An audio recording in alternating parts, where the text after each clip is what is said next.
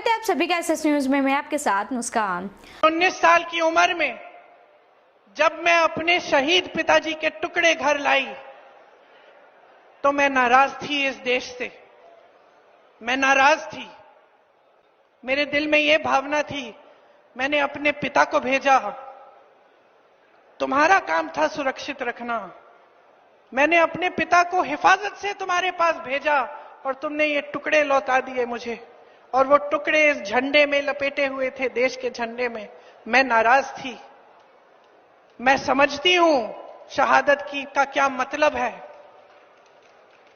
जैसे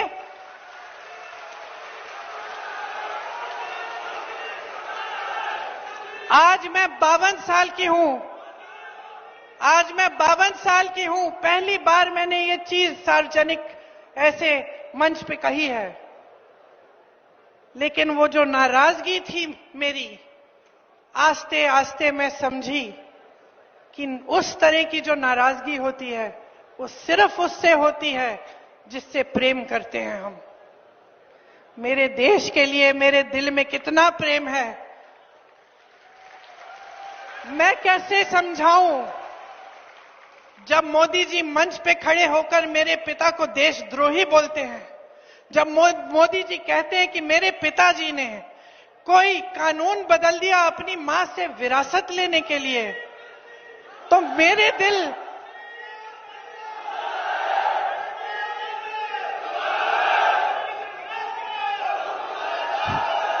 मोदी जी इस बात को समझ नहीं पाएंगे कि मेरे पिताजी को विरासत में धन दौलत नहीं मिली, मेरे पिताजी को विरासत में शहादत की भावना मिली।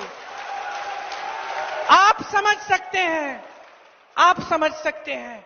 इस देश के किसान हो, इस देश की मिट्टी आपने सींची है अपने पसीने से, अपने अपने बेटे भेजे हैं सरहद पे। जब आपके बेटे शहीद होते हैं इस देश के लिए, तो मैं जानती हूं कि आपके दिल में क्या भावना है, क्योंकि वही भावना मेरे दिल में है।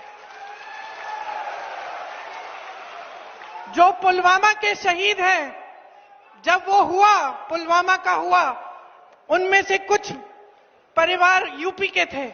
उस समय मैं यूपी में थी, मैं गई उनके घर, और ज्यादातर परिवारों में पता है क्या बताया उन्होंने मुझे? जो बच्चे बचे थे उन्होंने कहा, दीदी हमको भी सेना में भर्ती होना है। एक लड़की थी, उसका भाई एयरफोर्स में था, उसने कहा दीदी मैं पायलट बनूंगी, मैं एयरफोर्स में भर्ती होंगी। यही है शहादत की भावना। ये भावना मोदी जी नहीं समझ सकते। जो मोदी जी इंदिरा गांधी जैसी एक शहीद के बारे में उल्टी सीधी बातें करते हैं, जो मोदी जी इस भावना को देख के सिर्फ परिवारवाद देखते हैं लेकिन देशभक्ति नहीं देखते, देश की सेवा नहीं देखते, वो इस भावना को नहीं समझ सकते। मैं आपको ये कहने आई हूं कि हमें देशद्रोही कहें, हमें घर से निकाल दें, मेरे भाई को संसद से निकाल दिया, हम पे केस डाले। मेरे भाई पे इतने केस डाल दिए कि कभी इधर कभी उधर, कभी गुजरात में कभी बिहार में वो जाता है कचहरी, जाएगा, कुछ भी कर ले, मार डाले, लेकिन ये भावना हमारे दिल से कोई नहीं निकाल सकता। मल्लिकार्जुन खड़गे जी, सिद्धरमैया जी, रणदीप सुरजेवाला जी, डीके शिव कुमार जी, मधु बंगारप्पा जी, शिव राजकुमार जी, गोपाला कृष्णन जी, संगमेश्वरा जी, जयचंद्रा जी, सदाक्षरी जी, हमारे स्टेज पे वरिष्ठ नेता, पार्टी के हमारे कार्यकर्ता, बब्बर शेर, भाइयों और बहनों, कर्नाटक के युवाओं, महिलाओं, प्रेस के हमारे मित्रों, आप सबका यहां दिल से बहुत बहुत स्वागत। बहुत गर्मी है, आप दूर दूर से आए, मेरी बात सुनने आए, दिल से आपका धन्यवाद करता हूं। ಎಲ್ಲ ವೇದಿಕೆ ಮೇಲೆ ಇರತಕ್ಕಂತ ಗಣ್ಯರಿಗೆ, ಮಾಧ್ಯಮ ಮಿತ್ರರಿಗೆ, ಇಷ್ಟೊಂದು ಬಿಸಿಲಿದ್ರು ಕೂಡ ನೀವೆಲ್ಲ ಬಂದಿದ್ರಿ, ನಿಮಗೆ ಧನ್ಯವಾದಗಳನ್ನ ಹೇಳ್ತೀನಿ. ये चुनाव पहला चुनाव है जहां बीजेपी के नेताओं ने साफ कह दिया है कि वो हिंदुस्तान के कॉन्स्टिट्यूशन को, संविधान को बदलना चाहते हैं, खत्म करना चाहते हैं. ಇವತ್ತು ಬಿಜೆಪಿಯವರು ಸಂವಿಧಾನವನ್ನ ತೆಗಿಬೇಕು ಅಂತಕ್ಕಂಥ ನಿಟ್ಟಿನ ಮೇಲೆ ಇವತ್ತು ಈ ಚುನಾವಣೆ ನಡೀತಾ ಇದೆ. एक तरफ कांग्रेस पार्टी जो संविधान की रक्षा कर रही है और जिसने हिंदुस्तान की जनता के साथ मिलकर यह संविधान देश को दिया था. ಇವತ್ತು ಅವರ ಕೈಯಲ್ಲಿ ಹಿಡ್ತಕ್ಕಂಥ ಈ ಸಂವಿಧಾನವನ್ನ ಕಾಂಗ್ರೆಸ್ ರಕ್ಷಣೆಯನ್ನ ಮಾಡ್ತಾ ಇದೆ. ಇವತ್ತು ಈ ಜನರು ಆ ಸಂವಿಧಾನದ ಅಡಿಯಲ್ಲಿ ನಾವೆಲ್ಲರೂ ಕೂಡ ಬದುಕ್ತಾ ಇದ್ದೀವಿ. उसमें अंबेडकर जी का भी बहुत बड़ा योगदान था. अंबेडकर जी का बड़ा योगदान था. ದಯವಿಟ್ಟು ಕ್ಷಮಿಸಬೇಕು, ಅಂಬೇಡ್ಕರ್ ಅವರಿಗೆ ನಾವು ನಿಜವಾಗ್ಲೂ ಇವತ್ತು ಧನ್ಯವಾದಗಳನ್ನ ನಾವು ಹೇಳಬೇಕಾಗ್ತದೆ.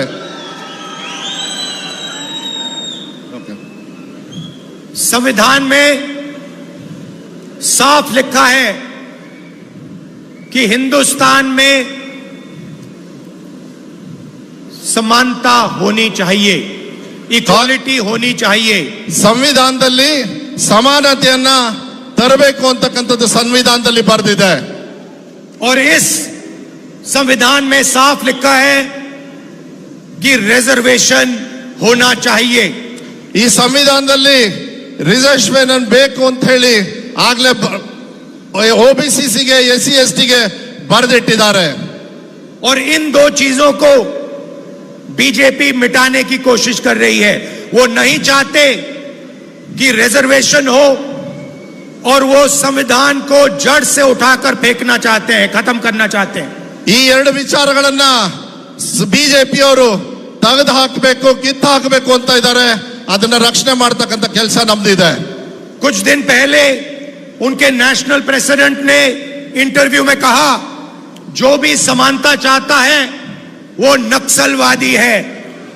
ಏನು ಇವತ್ತು ಬಿಜೆಪಿಯ ಒಂದು ದೊಡ್ಡ ನಾಯಕರು ಹೇಳ್ತಾರೆ, ಎಲ್ಲಿ ಸಮಾನತೆ ಬೇಕು ಅವರೆಲ್ಲ ನಕ್ಸಲರು ಅಂತ ಹೇಳಿ ಹೇಳ್ತಾ ಇದ್ದಾರೆ. पूरी दुनिया के सामने बीजेपी के प्रेसिडेंट ने इस किताब पर एक बार फिर आक्रमण किया. ಬಿಜೆಪಿ ಪ್ರೆಸಿಡೆಂಟ್ ಅವರು ಈ ಸಂವಿಧಾನವನ್ನ ಡಿಸಾನರ್ ಮಾಡಿದ್ದಾರೆ, ಇದನ್ನ ಬೇಡ ಅಂತ ಹೇಳಿದ್ದಾರೆ.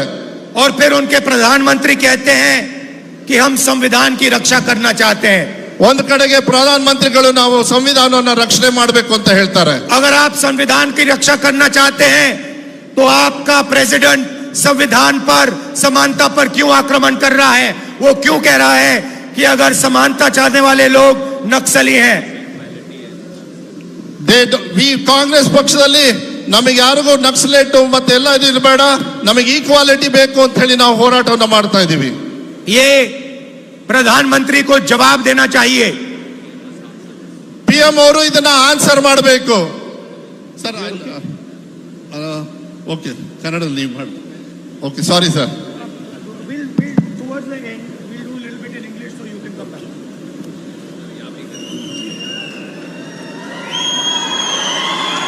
तो बीजेपी के प्रेसिडेंट ने फिर से इस कॉन्स्टिट्यूशन पर आक्रमण किया. ಬಿಜೆಪಿನವರು ಮತ್ತೆ ಒಂದ್ಸತಿ ನಮ್ಮ ಸಂವಿಧಾನವನ್ನು ಮತ್ತೆ ತಿರ್ಚಲಿಕ್ಕೆ ನೋಡ್ತಿದ್ದಾರೆ. वो सारे लोगों को कह रहा है, अगर दलित समानता चाहते हैं, अगर OBC समानता चाहते हैं, अगर आदिवासी समानता चाहते हैं तो वो नक्सलवादी हैं. ನಾವು ಕಾಂಗ್ರೆಸ್ ಪಕ್ಷದಿಂದ OBC ಬಗ್ಗೆ, ನಮ್ಮ ದಲಿತರ ಬಗ್ಗೆ, ಆದಿವಾಸಿ ಬಗ್ಗೆ ಮಾತನಾಡಿದ್ರೆ ನಮ್ಗೆ ಇವರು ನಕ್ಸಲ್ವಾದಿ ಅಂತ ಹೇಳ್ತಿದ್ದಾರೆ. इससे बड़ा कॉन्स्टिट्यूशन पर आक्रमण नहीं हो सकता है. ಇದರಿಂದ ಹೆಚ್ಚಾಗಿ ಸಂವಿಧಾನದ ಮೇಲೆ ಆಚರಣೆ ಮಾಡಲಿಕ್ಕೆ ಅವಕಾಶ ಇಲ್ಲ. बीजेपी के प्रेसिडेंट को एकदम इस्तीफा देना चाहिए और प्रधानमंत्री को देश के दलितों से, पिछड़ों से, आदिवासियों से माफी मांगनी चाहिए कि उनके प्रेसिडेंट ने कॉन्स्टिट्यूशन पर आक्रमण किया। ರಾಷ್ಟ್ರದ ಪ್ರಧಾನಮಂತ್ರಿ ಅವರಿಗೆ ಬಿಜೆಪಿ ಅವರ ಅಧ್ಯಕ್ಷರಾಗಿರ್ತಕ್ಕಂಥ ಜೆ.ಬಿ. ನಡ್ಡಾ ಅವರು ಇವತ್ತಿನ ದಿವಸ ಈ ಸಂವಿಧಾನದ ಬಗ್ಗೆ ಅವಮಾನವನ್ನು ಮಾಡಿದ್ದಾರೆ. ಅದಕ್ಕಾಗಿ ದೇಶದ ಜನತೆ ಮುಂದೆ ಅವ್ರಿಗೆ ಅಪಾಲಜಿ ಮಾಡಬೇಕು ಅಂತ ಹೇಳ್ಬಿಟ್ಟು ನಾನು ಘೋಷಣೆ ಮಾಡ್ತಾ ಇದ್ದೀನಿ. और प्रधानमंत्री को कर्नाटक की जनता से और हिंदुस्तान की हर माता बहन से भी माफी मांगनी होगी. ಪ್ರಧಾನಮಂತ್ರಿ ಅವರಿಗೆ, ನರೇಂದ್ರ ಮೋದಿ ಅವರಿಗೆ, ರಾಷ್ಟ್ರದಲ್ಲಿ ವಾಸ ಮಾಡ್ತಕ್ಕಂಥ ಪ್ರತಿಯೊಬ್ಬರು ತಾಯಿಂದ್ರಿಗೆ, ಅಕ್ಕಂದ್ರಿಗೆ ಎಲ್ಲರಿಗೂ ಸಹ ಈ ಒಂದು ಸಂವಿಧಾನದ ಬಗ್ಗೆ ಮಾತನಾಡಿರ್ತಕ್ಕಂಥದ್ ಬಗ್ಗೆ ಅಪಾಲಜಿ ಮಾಡಬೇಕು ಅಂತ ಹೇಳ್ತಾ ಇದ್ದೀನಿ. प्रज्वल रवन्ना 400 महिलाओं का रेप करता है. प्रज्वल रवन्ना 400 महिलाओं का रेप करता है, वीडियो बनाता है. ಪ್ರಜ್ವಲ್ ರೇವಣ್ಣ ಅವರು ಸುಮಾರು 400 ಜನ ಹೆಣ್ಮಕ್ಕಳ ಜೊತೆಗೆ ನೋಡಿರ್ತಕ್ಕಂಥದ್ದು ಇಡೀ ದೇಶಕ್ಕೆ ಗೊತ್ತಿದೆ, ನೀವೆಲ್ಲ ನೋಡಿದಿರಿ. ये सेक्स स्कैंडल नहीं है, इसको मैस रेप कहा जाता है. ಇದು ಒಂದು ಸೆಕ್ಸ್ ಸ್ಕ್ಯಾಂಡಲ್ ಇಲ್ಲ, ಇದನ್ನ ಒಂದು ಮಾಸ್ ರೇಪ್ ಅಂತ ಹೇಳ್ಬಿಟ್ಟು ತಿಳಿಬೇಕಾಗುತ್ತದೆ.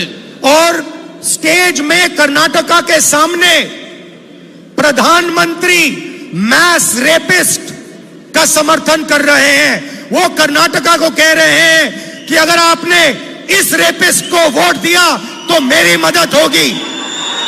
ತಾವೆಲ್ಲ ನೋಡ್ದಂಗೆ ರಾಷ್ಟ್ರದ ಪ್ರಧಾನಮಂತ್ರಿಯವರು ಪ್ರಜ್ವಲ್ ರೇವಣ್ಣನ ಜೊತೆಗೆ ಇಟ್ಕೊಂಡು ಅವ್ರ ಬಗ್ಗೆ ಮತಯಾಚನೆಗಾಗಿ ಬಂದಿದ್ರು.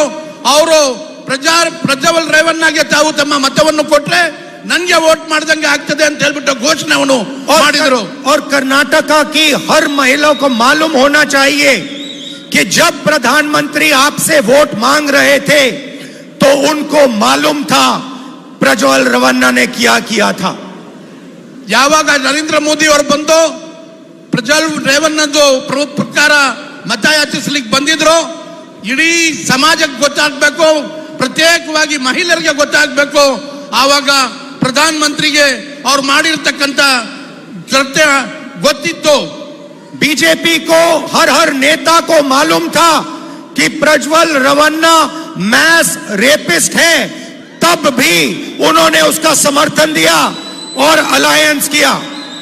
ಬಿಜೆಪಿನವ್ರಿಗೆ ಮತ್ತೆ ಬಿಜೆಪಿನವರ ಮುಖಂಡರುಗಳಿಗೆ ಪ್ರತಿಯೊಬ್ಬರಿಗೂ ಗೊತ್ತು ಪ್ರಜ್ವಲ್ ರೇವಣ್ಣ ಒಂದು ಮಾಸ್ ರೇಪಿಸ್ಟ್ ಆಗಿದ್ರು ಸಹ ಆತನಿಗೂ ಮತ್ತೆ ಅವನಿಗೆ ಹಾಸನ್ ಕ್ಷೇತ್ರದಿಂದ ಕೊಟ್ಟರು. प्रधानमंत्री को हिंदुस्तान की हर महिला से माफी मांगनी चाहिए कि उन्होंने एक मैस रेपिस्ट को अपने स्टेज पर लाकर उसको समर्थन देने की बात की आपसे.